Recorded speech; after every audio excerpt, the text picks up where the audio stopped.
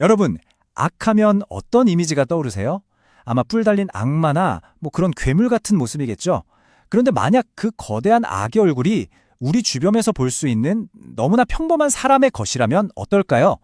오늘 바로 이 지점에서 출발한 20세기 가장 논쟁적인 이론 중 하나인 악의 평범성에 대해 한번 깊이 파고들어 보겠습니다. 자, 이 모든 논쟁의 한가운데에는요, 바로 한 남자가 서 있습니다. 그의 이름은 아돌프 아이히만.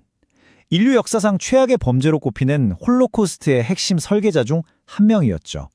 1960년에 아이히만이 아르헨티나에서 딱 붙잡혔을 때 전 세계가 주목했죠. 다들 엄청난 괴물을 볼 거라고 예상했어요. 그런데 막상 뚜껑을 열어보니 그 현실은 정말이지 너무나 충격적이었습니다. 아니, 그를 체포했던 이스라엘 비밀정보기관 모사드 요원들마저도 완전 충격을 받았다고 해요. 수백만 명을 죽음으로 몰아넣은 그 대량 학살의 책임자가 그냥 어디서나 볼 수 있는 소름 끼칠 정도로 평범한 아저씨처럼 보였으니까요.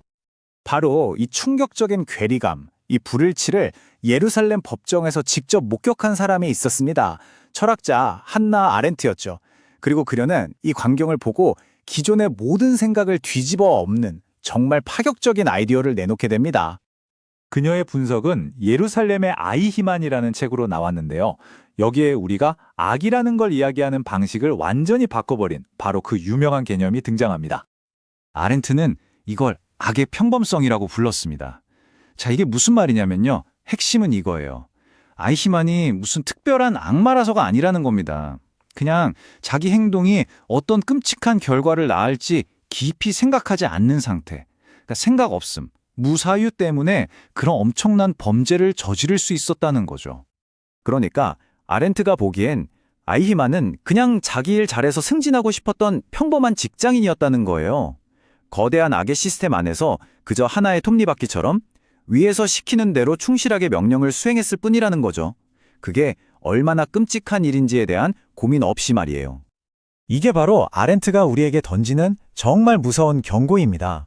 스스로 생각하기를 멈추고 그냥 시스템이 시키는 대로 명령이니까 따르는 사람은 우리 중 누구라도 엄청난 악의 집행자가 될 수 있다는 거예요. 자, 거의 반세기 동안 이 악의 평범성 이론은 아이히만 그리고 악의 본질을 설명하는 가장 강력한 틀이었습니다. 그런데 말이죠. 만약에 아렌트가 그리고 전 세계가 아이히만에게 완벽하게 속은 거라면 어떨까요? 그의 그 평범한 모습이 사실은 철저하게 계산된 연기였다면요? 최근에 들어서 이 판을 완전히 뒤흔드는 새로운 발견이 있었습니다. 독일의 철학자 베티나 슈탕네트가 찾아낸 어떤 기록들 때문인데요. 이 기록들은 우리에게 전혀 다른 아이히만의 이야기를 들려줍니다. 슈탕네트는 아이히만이 체포되기 전에 아르헨티나에서 어떻게 살았는지를 끈질기게 파고들었어요. 그리고 마침내 1300페이지가 넘는 녹취록을 발견하게 됩니다. 이 녹취록에는요, 무려 29시간에 달하는 아이히만의 목소리가 담겨 있었어요. 다른 전직 나치들과 아주 자유롭게 솔직하게 대화하는 내용이었죠. 근데 이게 다가 아니었어요.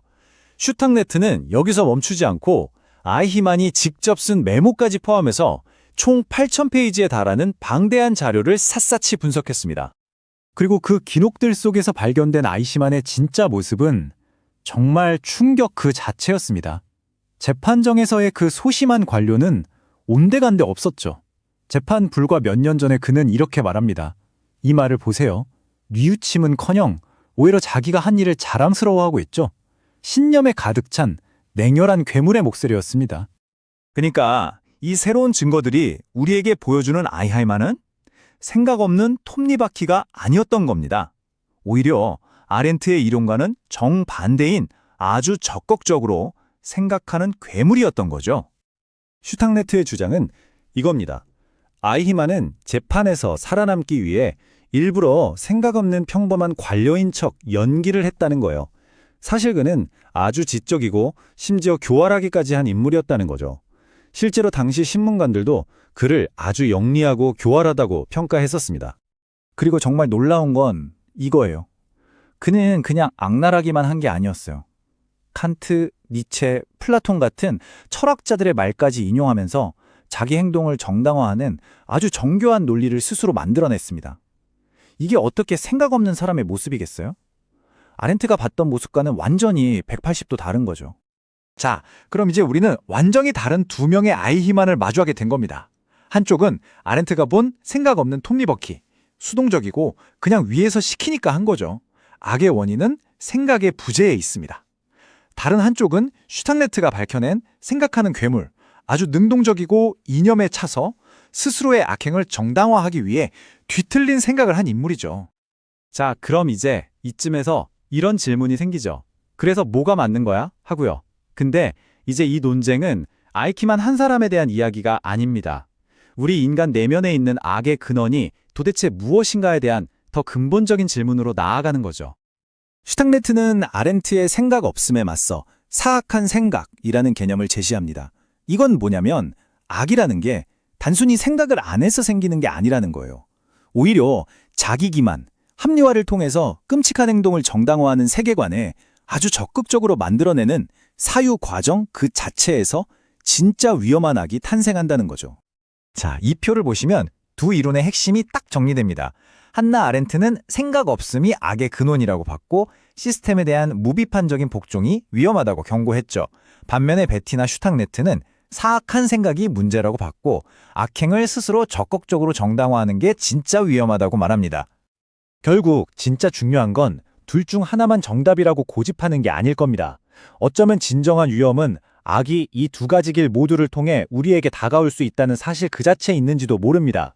즉, 비판적인 생각을 멈춰버린 무관심 속에서도 악은 자라나고 또 반대로 자신의 행동을 합리화하기 위해 생각을 뒤틀어버리는 지성 속에서도 악은 번성할 수 있다는 것.